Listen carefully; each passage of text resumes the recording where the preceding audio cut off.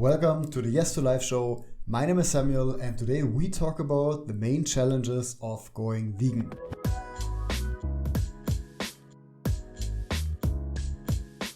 Because let's be honest, going vegan is not that easy for everybody. And for me personally, it took me quite some time until I finally made the leap to a vegan diet. Because years back I was vegetarian for a while and I already had this idea in my head that, well, going vegan is probably the right way to go.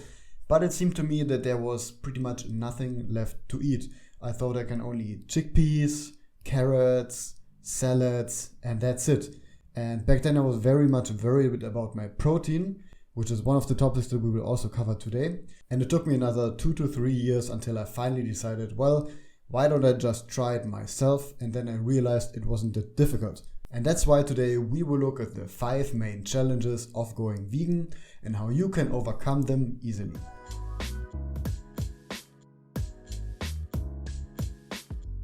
And number 1 is you might actually not enjoy vegan food.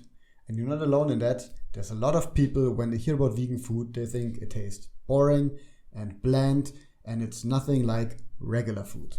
And as I told you before, I had the same thing. I thought, well, if I go vegan, I can only eat carrots and chickpeas and that's pretty much it. But the truth is, pretty much everything that you can eat on a regular diet, you can also eat on a vegan diet. And there's this weird belief that going vegan means you have to drink celery juice all day and eat avocado quinoa bowl for the rest of your life, which of course is not true at all. So my tip for you is, if you don't enjoy vegan food, start with recipes and dishes that you actually enjoy already. Whether it's pizza, pasta, rice noodle salad, Thai curry, sushi, desserts even, whatever it is. Learn how to prepare those recipes for you in a vegan way, or find a restaurant locally that prepares that type of food in a vegan way. And that takes away this idea that vegan food is different from regular food and it's something you don't enjoy. You have to start with the recipes you like in a vegan way, and then you can build from there. Now, I'm not saying that you should eat burgers all day because it's not healthy in the end. But if it's a way for you to start enjoying more plant-based food, why not? Incorporate in your diet, and once you're sort of used to vegan food, incorporate more healthy dishes as well. For those of you who don't know, Lucas and I, we started the online vegan cooking school VCoco, and we have worked with chefs from all around the world, covering cuisines from Asia to Europe to raw food and desserts. And what you realize is that all these cuisines that you know, whether it's Italian, whether it's Thai or Japanese, you can make them vegan and they actually taste incredibly delicious. You just have to experience it for yourself to realize that vegan food is as diverse as regular food.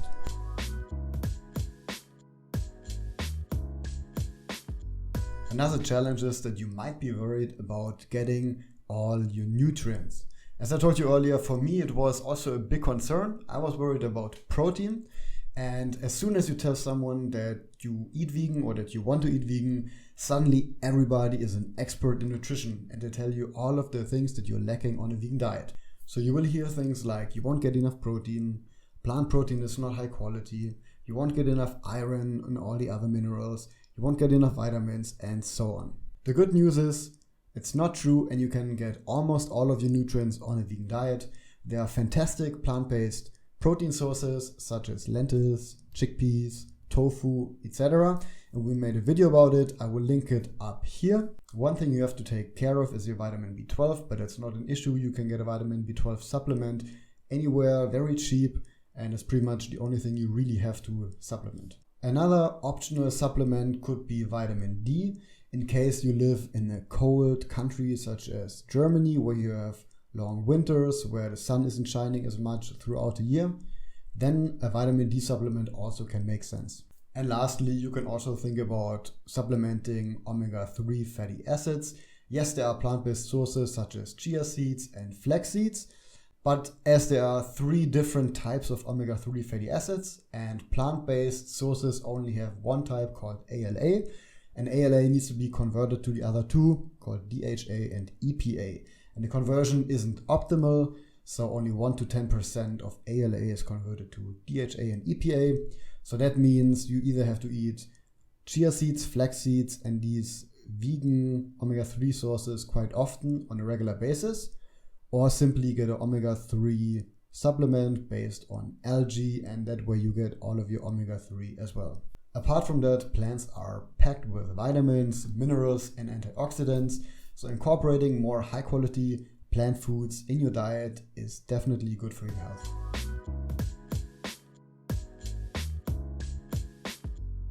Challenge number 3, you might actually not enjoy vegan cooking. Yes, on a vegan diet, you actually have to learn a bit more about cooking, but it doesn't mean that you have to be in the kitchen 24/7. It just means that you need to understand some cooking basics, and with those you can create a ton of recipes. And what we try to teach you here at the Yes to Life show is that you don't need a lot of time to create delicious high protein fitness recipes. We try to focus on easy to prepare and delicious high protein fitness recipes, so make sure to check out the channel to find some recipes you like. And if you say you don't enjoy cooking, you find it time consuming and stressful, it might help to actually change the way that you think about cooking. Because instead of seeing it as a chore that you have to do and it takes away from the rest of your day, you can start to see it as time that you have for yourself. So it's time away from work, away from studies, away from all the things that you have to think about in your life. See it sort of as a meditative practice. And that way you will enjoy it more, and trust me, your food will taste better as well. If you really want to learn more about vegan cooking and you want to explore all that is possible, make sure to check out our online vegan cooking school, VCoco, where you can find delicious vegan cooking courses from all around the world. If you say, I do enjoy cooking, but I really don't have the time, I have a busy job, I have a family to take care of, I have to travel on a regular basis, I don't have time to cook every day, then I can recommend you to think about meal prepping. Meal prepping basically means that you take 1 or 2 days during the week and you prepare the meals for the next few days. So for instance, this could be that you take 1 or 2 hours on Sunday and you prepare the food for Monday to Friday. Another benefit is that it actually helps you to stick with your diet. So whether you want to lose weight, gain muscle, or simply eat healthy on a consistent basis, meal prepping allows you to do that because you're not tempted to buy snacks or unhealthy processed food while you're on the go.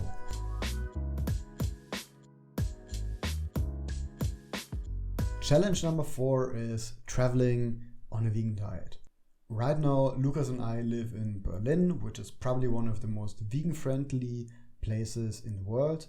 But even here in Germany, once you leave Berlin, you realize that that is not the norm. So for instance, when you drive somewhere and along the way you have to stop at a gas station and you look at the different food options here in Germany, you will see that there's no sandwich anywhere that doesn't have any meat or cheese. And if you want to get a coffee with milk, you can only find regular cow milk and they don't have any plant-based alternatives. Now here are a couple of tips that you can make sure to stick with your vegan diet when you're traveling. Tip number 1, and that's the one from earlier, is that you meal prep in advance. So when you travel somewhere for a few days, you can always prepare some food in advance and take it with you.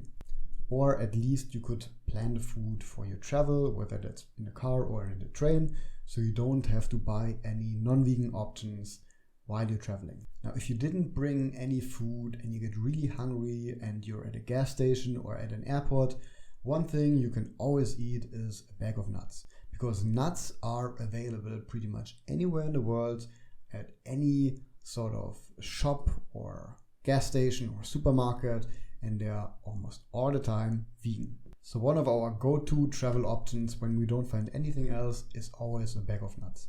And I'm not suggesting eating nuts all the time, but when you're traveling, you're really hungry and there's no other vegan option, a bag of nuts can really be a lifesaver. And tip number 3 is make sure to check for vegan restaurants or restaurants with vegan options in advance. So whenever you go to a new place, you can check Google Maps, you can check apps like Happy Cow, or you can join a local Facebook group and ask people there, hey, do you know any restaurant in your city that has vegan options as well? And tip number 4, if you travel somewhere and you stay for a couple of days, you might want to think about not getting a hotel, but choosing an Airbnb instead.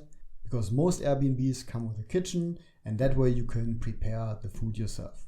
And it also has the benefit that it's way more budget friendly as if you would eat out at a restaurant every day.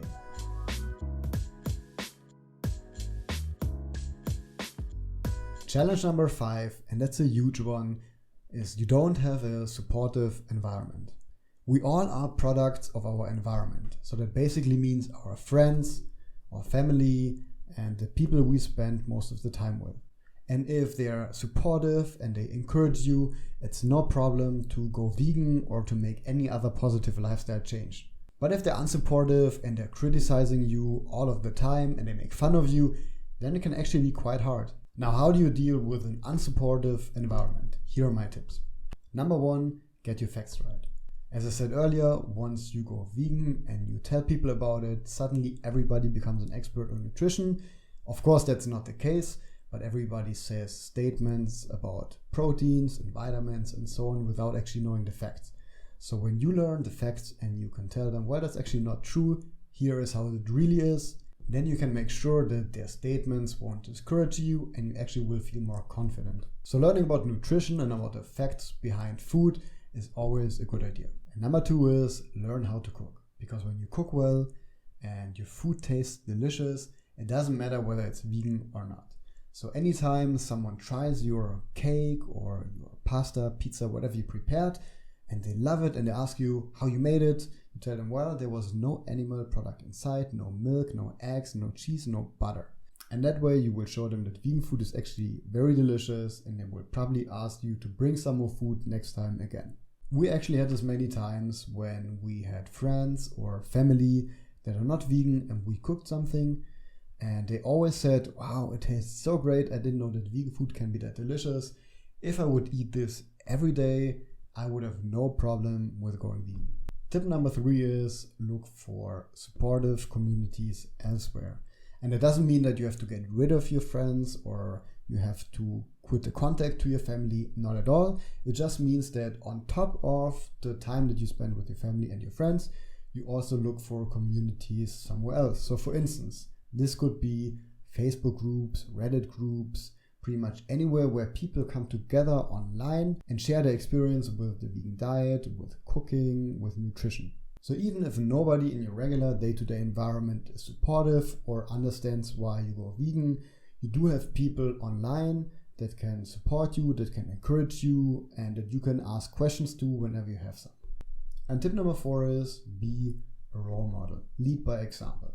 That basically means that you follow through with your choices and by becoming more healthy, by becoming more active, by feeling better every day, you basically show the people around you that your lifestyle does work for you. And it might encourage people to also think about their lifestyle and they might come to you with questions about how did you actually do that and what can I do to feel healthier. Now, there's one thing in my opinion that won't work, and that is acting judgmental and acting as if you're morally superior, because nobody likes to be wrong. And even if your facts might be right and you tell people about the way animals are treated or stuff like that, people are very likely to not accept it. And on the contrary, their position will probably become stronger because people hate being criticized, people hate being wrong. And if you tell them that they're wrong, if you criticize them for their decision, you will probably just get the opposite behavior of what you're looking for. And as a little side note, most of us didn't start out eating vegan. On the contrary, I ate a lot of animal products for the bigger part of my life. And who am I to tell others that they're wrong? Simply because I made the decision at some point to stop eating animal products. Now, those are the 5 main challenges that I find with going vegan, and those are the 5 challenges I encountered the most. Which of these do you think is the biggest challenge of going vegan, and how do you usually solve it? And is there anything we missed? Make sure to leave us a comment down below. And make sure to subscribe to the channel for more videos like this in the future.